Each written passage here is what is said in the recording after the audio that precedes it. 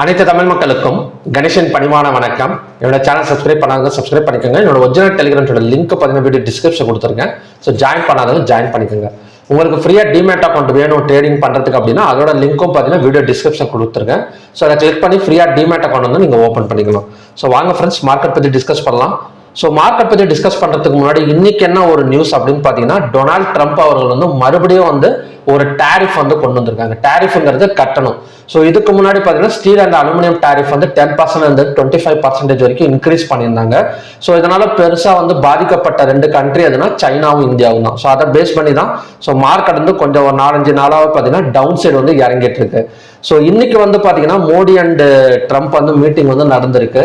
So அந்த டைம்ல அவர் என்ன பண்ணியிருக்கிறாரு அப்படின்னா, ரெசிப்ரோக்கல் டேரிஃப் அப்படின்னு சொல்லி ஒன்று கொடுத்துருக்காங்க. அதாவது வந்து விதிச்சிருக்காரு. ரெசிப்ரோக்கல் டேரிஃப் அப்படிங்கிறது என்ன அப்படின்னா, இப்போ வந்து அமெரிக்காவில் உற்பத்தி ஆகிற பொருட்கள் வேற நாட்டில் விற்கிறதுக்காக போகிறப்ப, அதாவது இறக்குமதி பண்றப்ப, ஸோ அந்த நாடுகள் வந்து எவ்வளோ டேரிஃப் எவ்வளோ கட்டணத்தை விதிக்கிறாங்களோ அதே கட்டணத்தை அவங்க நாடுகள்ல இருந்து வர்ற பொருட்களுக்கும் பார்த்தீங்கன்னா நாங்கள் வந்து விதிப்போம் அப்படின்னு சொல்லியிருக்கிறாரு. இதுக்கு முன்னாடி நாங்கள் எதனா குறைச்சி கூட வாங்கியிருக்கலாம், இல்லைன்னா அதிகமாக கூட வாங்கியிருக்கலாம். இப்போ அந்த மாதிரி எல்லாம் கிடையாது.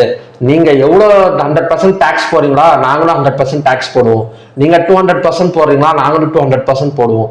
ஸோ இந்த மாதிரி பார்த்தீங்கன்னா குறைச்சி வந்து போட மாட்டோம். அதிகமாக போறது கூட சான்சஸ் இருக்குது, தவிர குறைச்சி வந்து எக்காரணத்துக்கு கொண்டு நாங்கள் வந்து கொடுக்க மாட்டோம். இனிமேட்டு எங்க கட்டணம் வந்து உயர்வு, அதாவது பார்த்தீங்கன்னா அதிகமாயிட்டு தான் போவோம் அப்படிங்கிற மாதிரி ட்ரம்ப் வந்து ஒரு அனௌன்ஸ்மெண்ட் வந்து கொடுத்துருக்காரு.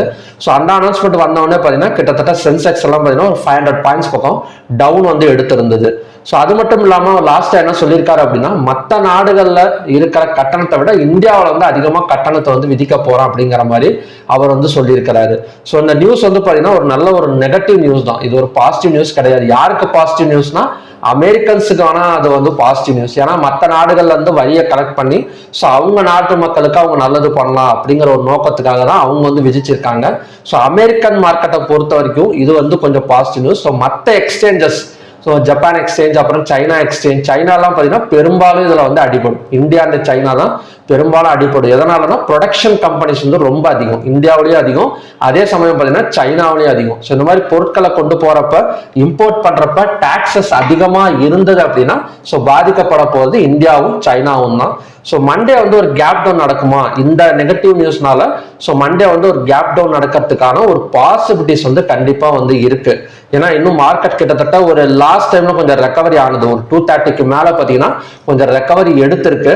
ஸோ இருந்தாலுமே கூட ஒரு என்ன சொல்றதுன்னா, ஒரு குளோபல் ஸ்டாக்ஸ் எக்ஸ்சேஞ்சஸ் எல்லாம் பார்த்தீங்கன்னா இறங்கிறதுக்கான பாசிபிலிட்டி இருக்கு. ஏன்னா இந்த நியூஸ் மூலயமா கிட்டத்தட்ட ஒரு 100 கண்ட்ரிஸ் வந்து பாதிக்கப்பட போகுதுங்கிறதுனால கண்டிப்பா வந்து ஒரு கேப் டவுன் வந்து எதிர்பார்க்கலாம்.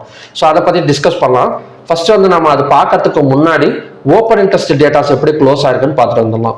So bank Nifty, fin Nifty, bank X இந்த மூணுலையுமே பார்த்தீங்கன்னா கால் ஆப்ஷனை பை பண்ணி அதாவது பார்த்தீங்கன்னா ஈக்குவலா வந்து நடந்திருக்கு. So Nifty 50, Sensex, mid cap 50 இந்த மூணுலையுமே பார்த்தீங்கன்னா கால் ஆப்ஷனை செல் பண்ணி புட் ஆப்ஷன் வந்து பை பண்ணி வச்சிருக்காங்க. ஸோ என்எஸ்சில மொத்தம் வந்து பார்த்தீங்கன்னா 2862 ஸ்டாக்ஸ் வந்து ட்ரேட் ஆயிருக்கு. ஸோ அதில் பாசிட்டிவ் வந்து 419, நெகட்டிவ் வந்து 2385, அன்சேஞ்சட் வந்து 58. 52 வீக் ஹைல வந்து பார்த்தீங்கன்னா 8 ஸ்டாக்ஸும், 52 வீக் லோல வந்து பார்த்தீங்கன்னா 540 ஸ்டாக்ஸும் இருக்கு. ஸோ இதுக்கு முன்னாடி வந்து 610 ஸ்டாக்ஸ்ல இருந்து 190 ஸ்டாக்ஸ் வந்து ரெக்கவரி நடந்தது. ஸோ அகைன் இன்னைக்கே பார்த்தீங்கன்னா இந்த நெகட்டிவ் நியூஸ் மூலமா ஒரு 540 ஸ்டாக்ஸ் பக்கம் டவுன் ஆயிருக்கு. இதுல முக்கியமா கவனிக்கக்கூடியது என்னன்னா, mid cap and small cap stocks எல்லாம் ரொம்பவே அடி வாங்கியிருக்கு. So number of stocks in upper சர்க்கிள்ல 37, number of stocks in lower சர்க்கிள்ல பார்த்தீங்கன்னா 269 ஸ்டாக்ஸ் இருக்கு. ஸோ இந்த மாதிரி 52 வீக் லோல வந்து நிறைய ஸ்டாக்ஸ் இருந்தது அப்படின்னா ரெக்கவரி ஆகிறதுக்கு தான் கொஞ்சம் பாசிபிலிட்டிஸ் இருக்கு. ஸோ அது எந்த இடத்துல ஓப்பன் ஆனா எப்படி ஆகும் அப்படிங்கறத நம்ம டிஸ்கஸ் பண்ணலாம். ஸோ பேங்க் நிஃப்டியை பொறுத்த வரைக்கும் கிட்டத்தட்ட பார்த்தீங்கன்னா சேம் சப்போர்ட் தான் ஒர்க் ஆகுது. ஸோ ஆல்ரெடி நம்ம டிரா பண்ணியிருந்த ஒரு சப்போர்ட் ஜோன்னா 48,921. ஸோ இதை அகைன் வந்து டச் பண்ணிட்டு ஒரு ரெக்கவரி கேண்டில் மாதிரி க்ளோசிங் வந்து நடந்திருக்கு. ஸோ இதுதான் பார்த்தீங்கன்னா மண்டேவும் ஆக்ட் ஆகக்கூடிய ஒரு சப்போர்ட் ஜோன் வந்து பார்த்தீங்கன்னா 48,921. ஸோ ரெண்டாவது வந்து நிஃப்டி 50. ஸோ நிஃப்டி 50 பார்த்தீங்கன்னா ஒரு triple bottom support. So already பார்த்தீங்கன்னா இந்த இடத்துல பார்த்தீங்கன்னா ஒரு சப்போர்ட் வந்து ஒர்க் ஆனது 22,800. ஸோ 2 நாளைக்கு முன்னாடி அகைன் இந்த சப்போர்ட் எடுத்துட்டு மேலே வந்தது. ஸோ ட்ரிபிள் பாட்டம் சப்போர்ட் எடுத்துட்டு கொஞ்சம் வந்து ரெக்கவரி ஆயிருக்கு. ஆனால் ஒரு பெரிய ரெக்கவரின்னு சொல்லிட முடியாது, ஒரு ஃபார்மலான ரெக்கவரி வந்து கொஞ்சம் ஆயிருக்கு. ஸோ இது அடுத்தது எந்த மாதிரி நடக்கிறதுக்கான ஒரு பாசிபிலிட்டி. ஸோ மண்டே வந்து நம்ம எப்படி வந்து ஒரு ட்ரேடிங் பிளானை வந்து வச்சுக்கலாம் அப்படின்னு பார்த்தீங்கன்னா, சிம்பிளாக வந்து க்ளோஸுக்கு மேலே ஓப்பன் ஆனால் மட்டும் பையிங் சைடு போங்க. அதாவது பையிங் சைடு வந்து பாசிபிலிட்டிஸ். அதாவது பேங்க் நிஃப்டி எல்லாம் பார்த்தீங்கன்னா இன்னைக்கு க்ளோஸ் வந்து 49,099. ஸோ க்ளோஸுக்கு மேலே ஓப்பன் ஆனால் பையிங் சைடு வந்து ஃபோக்கஸ் பண்ணலாம், க்ளோஸுக்கு கீழே ஓப்பன் ஆனால் செல்லிங் சைடு வந்து ஃபோக்கஸ் பண்ணலாம். ஸோ இவ்வளோதான் நம்ம வந்து மண்டே வந்து பண்ண முடியுமே தவிர, ஸோ மண்டே எப்படி ஒரு 1 hour வந்து கண்டிப்பாக மார்க்கெட்டுக்கு நாம டைம் கொடுக்கணும். ஏன்னா நியூஸஸ் வந்து ஒரு நெகட்டிவ் நியூஸ் வந்தும் கூட லாஸ்ட் டைம்ல வந்து ஒரு ரெக்கவரி வந்து நடந்திருக்கு. ஸோ அதனால கண்டிப்பாக மண்டே ஃபர்ஸ்ட் 1 hour இன்னைக்கு நீங்க யாராவது ஹோல்டு பண்ணியிருந்தா, புட் ஆப்ஷன் ஹோல்டு பண்ணியிருந்தா கூட ஃபர்ஸ்ட் 1 hour வெயிட் பண்ணிட்டு கூட நம்ம கட் பண்ணிக்கலாம். ஏன்னா மார்க்கெட் வந்து இந்த 2 நாள்ல சாட்டர்டே அண்ட் சண்டேல எவ்வளோ பெரிய இம்பாக்ட் கொடுக்கும்னு தெரியல. மேபி கொடுக்காம கூட போகலாம். மறுபடியும் பார்த்தீங்கன்னா ஏதாவது ஒரு நியூஸ், ஏதாவது பாசிட்டிவ் நியூஸ் வந்ததுன்னா கொஞ்சம் இம்பேலன்ஸ், அதாவது பேலன்ஸ் ஆயிடும். ஸோ அதனால நம்ம ஃபர்ஸ்ட் பண்ண வேண்டியது க்ளோஸுக்கு மேலே ஓப்பலானா ஸோ வந்து பை சைடு வந்து ஃபோக்கஸ் பண்ணலாம். அதோட டார்கெட் என்னவா இருக்குன்னா, இன்னைக்கான ஹை வந்து டார்கெட் அண்ட் ரெசிஸ்டன்ஸ் ரெண்டுமே பார்த்தீங்கன்னா அந்த பை சைடுக்கான டார்கெட் அண்ட் ரெசிஸ்டன்ஸ் ரெண்டுமே பார்த்தீங்கன்னா இன்னைக்கான ஹை. ஸோ இன்னைக்கான ஹை வந்து பேங்க் நிஃப்டியில் என்ன இருக்கு, 49,592. ஸோ க்ளோஸுக்கு மேலே ஓப்பன் ஆனால் பை சைடு ஃபோக்கஸ் பண்ணால் டார்கெட் வந்து என்னமா இருக்கும், ஹை வந்து 49,592. ஸோ 49,592 போயிட்டு அங்கேருந்து பார்த்தீங்கன்னா இறங்கிறதுக்கான பாசிபிலிட்டிஸ் வந்து இருக்கு. இதுதான் பார்த்தீங்கன்னா எல்லா ஸ்கிரிப்ட்லையுமே, அதாவது பேங்க் நிஃப்டி, நிஃப்டி 50லையும் சேம் அதே மாதிரி தான். Fin Nifty, mid cap Nifty. So mid cap நிஃப்டிலையும் சேம் தான். Mid cap Nifty lower break பண்ணால் இன்னும் கண்டினியூஸாக இறங்கிரும். பட் இந்த கண்டிஷன்ஸ் மட்டும் நம்ம ஃபாலோ பண்ணிக்கிட்டா போதும். சென்செக்ஸ், பேங்க் எக்ஸ் எல்லாத்துலேயுமே பார்த்தீங்கன்னா ஒரே கண்டிஷன் தான். அதே மாதிரி க்ளோஸுக்கு கீழே ஓப்பன் ஆனால் ஸோ செல் சைடு வந்து நம்ம வந்து தாராளமாக வந்து ஃபோக்கஸ் பண்ணிக்கலாம். இந்த லோவர் பிரேக் பண்ணால் இன்னும் கொஞ்சம் கன்ஃபர்மேஷன் பண்ணிக்கலாம். ஸோ இப்படி தான் பார்த்தீங்கன்னா மண்டே வந்து நம்ம வந்து ஃபோக்கஸ் பண்ண முடியும்.